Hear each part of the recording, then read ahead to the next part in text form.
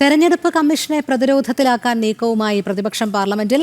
മുഖ്യ തെരഞ്ഞെടുപ്പ് കമ്മീഷണറെ ഇംപീച്ച് ചെയ്യണം എന്ന ആവശ്യം ബാനറുകൾ ഉയർത്തി പ്രതിഷേധിച്ച പ്രതിപക്ഷ അംഗങ്ങൾ സ്പീക്കറുടെ ചേംബറിലേക്ക് കടന്നുകയറി. പൊതുമുതൽ നശിപ്പിച്ചാൽ നിയമ നടപടിയെന്ന് പ്രതിപക്ഷത്തിന് സ്പീക്കർ താക്കീത് നൽകി. പാർലമെന്റിന്റെ ഇരുസഭകളും നിർത്തിവെച്ചു.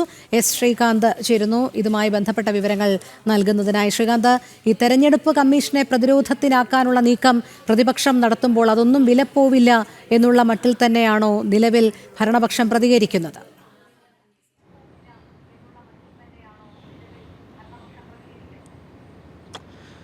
രോഹിണി, ഈ ആരോപണമെന്ന് പറയുന്ന രാഹുൽ ഗാന്ധിയുടെ തെരഞ്ഞെടുപ്പ് സ്റ്റണ്ട് അത് നടന്നിട്ട് ഇപ്പോൾ 11 ദിവസം പിന്നിട്ടിരിക്കുന്നു.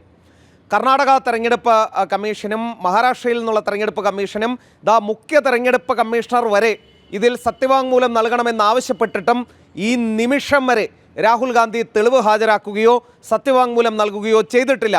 വേണമെങ്കിൽ തെരഞ്ഞെടുപ്പ് കമ്മീഷൻ അന്വേഷിച്ച് കണ്ടുപിടിക്കട്ടെ എന്നാണ് രാഹുൽ ഗാന്ധിയുടെ നിലപാട്. ഒരൊറ്റ കാര്യം മാത്രമേ രാഹുൽ ഗാന്ധി ഉദ്ദേശിക്കുന്നുള്ളൂ, അതായത് ഭരണഘടനയെ അവഹേളിക്കുക, ഭരണഘടനാ സ്ഥാപനങ്ങളെ സംശയമുനയിൽ നിർത്തുക. ബീഹാറിൽ തെരഞ്ഞെടുപ്പ് നടക്കാൻ പോകുന്നു. ഇന്ന് വോട്ടധികാർ യാത്ര എന്ന പേരിൽ രാഹുൽ ഗാന്ധി ഒരു സ്റ്റണ്ട് അവിടെ നടത്തുന്നുണ്ട്. പക്ഷേ ഒരൊറ്റ ദേശീയ മാധ്യമങ്ങളിലും അത് വലിയൊരു വാർത്തയായി മാറുന്നില്ല. തുടർന്നാണ് പാർലമെൻറ്റിൽ വലിയ പ്രതിഷേധവുമായി ഇന്ത്യ സഖ്യം രംഗത്ത് വന്നത്. ലോക്സഭാ സ്പീക്കറുടെ കസേര വരെ പിടിച്ച് താഴെയിടാൻ ശ്രമിക്കുന്ന രീതിയിലേക്ക് കാര്യങ്ങൾ പോയി.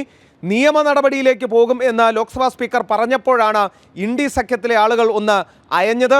മാത്രമല്ല, തെരഞ്ഞെടുപ്പ് കമ്മീഷനെ ഇംപീച്ച് ചെയ്ത് കളയും എന്ന ഭീഷണിയൊക്കെ ഇന്ന് ഈ ഇന്ത്യ സഖ്യത്തിൻ്റെ ആളുകൾ യോഗം ചേർന്ന് പറയുകയുണ്ടായി. ഒരു കാര്യം മനസ്സിലാക്കേണ്ടത്, അവർക്ക് പാർലമെൻറ്റിൽ അതിനുള്ള എന്തെങ്കിലും ഒരു സാധ്യതയുണ്ടായിരുന്നെങ്കിൽ രാഹുൽ ഗാന്ധി ഇതിനോടകം പ്രധാനമന്ത്രിയായേനെ. പക്ഷേ ഈ ഘട്ടത്തിൽ ഒരു തരത്തിലും ഈ ഇംപീച്ച്മെൻറ്റ് നടപടിയോ അങ്ങനെ ഒരു നോട്ടീസ് കൊടുത്ത് അത് വിജയിപ്പിച്ചെടുക്കാനുള്ള സാധ്യത പോലും നിലവിൽ ഇന്ത്യ സഖ്യത്തിനില്ല എന്നുള്ളതാണ് വസ്തുത.